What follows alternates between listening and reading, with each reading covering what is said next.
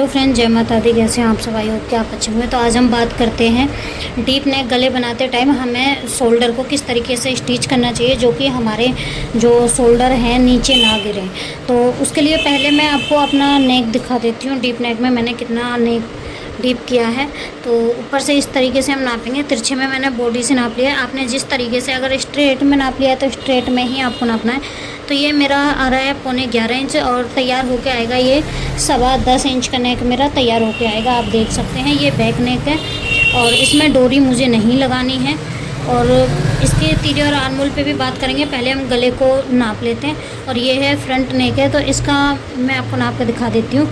तो ये है हमारा 8.5 इंच का तैयार होगा। ये है 9 इंच।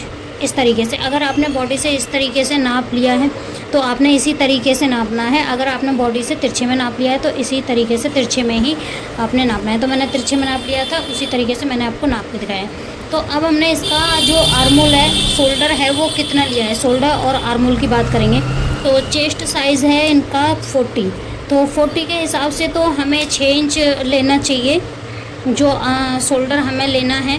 लेकिन किसी किसी के जो शोल्डर होते हैं थोड़े ब्रॉड होते हैं तो इनका जो था वो 15.5 से भी थोड़ा सा प्लस में ही जा रहा था। और चेस्ट की बात करें तो वो सिर्फ 40 था।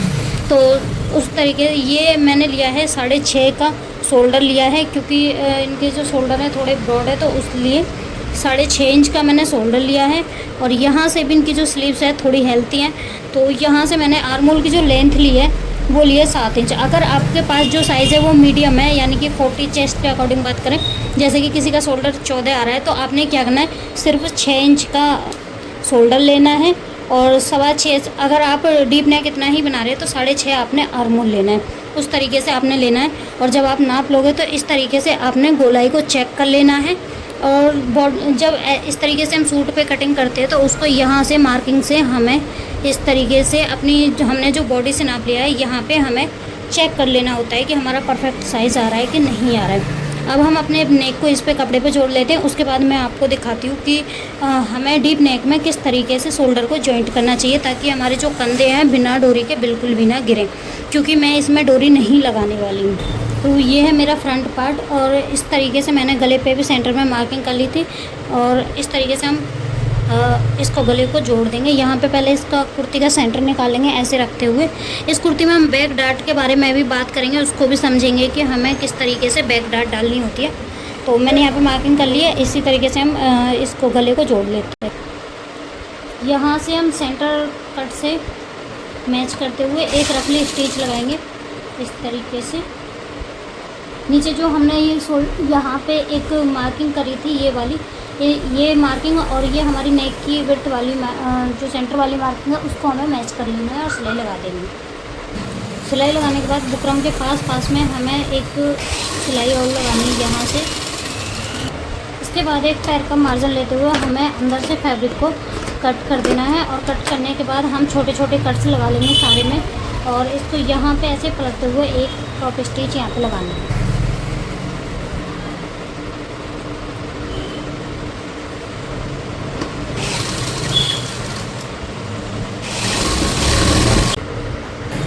सेम तरीके से दोनों नेक को रेडी कर लिया है। अब हमें क्या करना है कि इस तरीके से हम रखेंगे। मैंने इसको इस तरीके से नहीं फोल्ड किया है, ऐसे हमें फोल्ड रखना है सीधे से सीधे को मैच करते हुए इस तरीके से। और यहाँ पे हमें 1/2 इंच का लेना है यहाँ पे। और 1/2 इंच की मार्किंग अभी के लिए हम यहाँ पे कर रहे हैं और इसको सीधा करेंगे।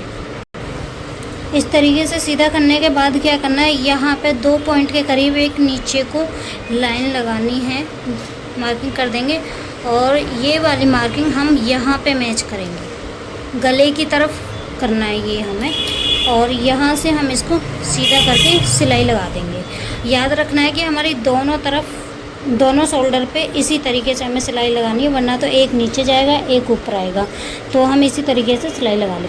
तो मैंने दोनों शोल्डर को इस तरीके से स्टिच लगा के और ओवरलॉक कर दिया है। अब हम इसको पलट लेंगे। ये जो हमारा सिलाई मार्जिन है इसको बैक की तरफ करना है और इसको इस तरीके से हमें यहाँ से पूरी फिनिशिंग के साथ इस तरीके से रखेंगे और इस पर रफली स्टिच लगा देंगे। तो हमारे नेक जुड़ के रेडी हो गए इस तरीके से। और शोल्डर की फिनिशिंग हमारी कुछ इस तरीके से आती है, अंदर की तरफ भी और बाहर की तरफ भी। तो इसके बाद हम बात करेंगे बैक डार्ट के बारे में, और बैक डार्ट को हमें किस तरीके से डालना होता है वो मैं आपको इसमें बता रही हूँ। तो आपको क्या करना है कि जितना भी आपने बॉडी से टक्स पॉइंट को लिया है, जितना भी आपने टक्स पॉइंट बॉडी से लिया हुआ है उसमें 1/2 इंच एक्स्ट्रा लेके आपने एक मार्किंग कर देनी इस तरीके से यहाँ पे।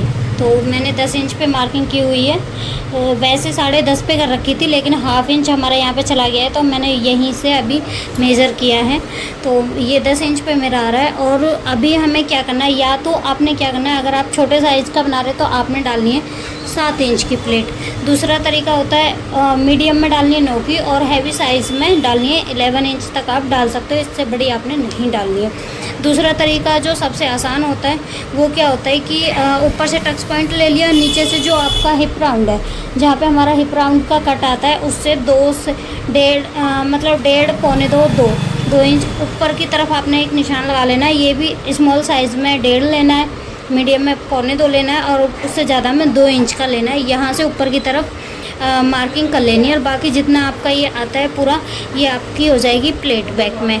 अब प्लेट का जो सेंटर आपने लेना है वो लेना है कमर से, यानी कि जो हमारा कमर वाला टक्स पॉइंट होगा उसकी तरफ से लेना है। आपने ये नहीं देखना है कि 3.5 इंच की प्लेट हमारी ऊपर आनी चाहिए सेंटर से और 3.5 के नीचे आनी चाहिए। हो सकता है कि आपका कमर का साइज़ ऐसा आ रहा हो कि ऊपर आपकी आ रही है 3 इंच और नीचे जा रही है 3.5 इंच, ऐसा भी हो सकता है। तो आपने जो प्लेट का सेंटर रखना है वो रखना है कमर वाले पार्ट से। तो मेरा यहाँ पे कट आ रहा है, ये मेरी प्लेट का सेंटर है। तो प्लेट को कंप्लीट मार्किंग करके मैं आपको दिखा देती हूँ। तो वैसे मैं प्लेट डालने के लिए इतनी ही मार्किंग करती हूँ। सेंटर लाइन को आपने सीधा कर लेना है। पहले हम चेक करेंगे कि हमारी सेंटर पॉइंट से दोनों तरफ बराबर आ रही है या फिर कम ज़्यादा आ रही है। तो नीचे से हमारी आ रही है ये 4.5 इंच, और ऊपर से भी हमारी आ रही है 4.5 इंच। तो ये प्लेट हमारी बराबर आ रही है, लेकिन अगर हम चाहें तो इसको थोड़ी सी नीचे की तरफ 1/2 इंच बढ़ा सकते हैं, लेकिन मुझे यहीं तक चाहिए। दूसरा, हमें जो यहाँ से चौड़ाई रखनी है, ये पॉइंट हमारा रह गया, यहाँ से जो हमें चौड़ाई रखनी है वो कितनी रखनी है। मान लो आपकी जो कमर है वो है 9.5 इंच की आई है फिटिंग में, 9.5 इंच का हमने हाफ सेंटर निकाल लेना है। इसकी 9.5 इंच की नहीं है, थोड़ी सी अलग है। तो आपने यहाँ पे इसका सेंटर निकाल लेना है, और उसी के अकॉर्डिंग आपने प्लेट की मार्किंग इस तरीके से करनी है। अगर आप प्लेट को फुल डिटेल में सीखना चाहते हैं, या आप चाहते हैं कि बैक में प्लेट भी डल जाए और ये चीज़ शो भी ना हो, जो हमारी बीच में एक सिलाई दिखती है वो चीज़ हमारी ना दिखे, यानी कि बैक प्लेट को हाइड कैसे करना होता है, तो आप मुझे कमेंट कर देना, मैं इस पर स्पेशल वीडियो बना दूँगी। Thank you for watching. जय माता दी।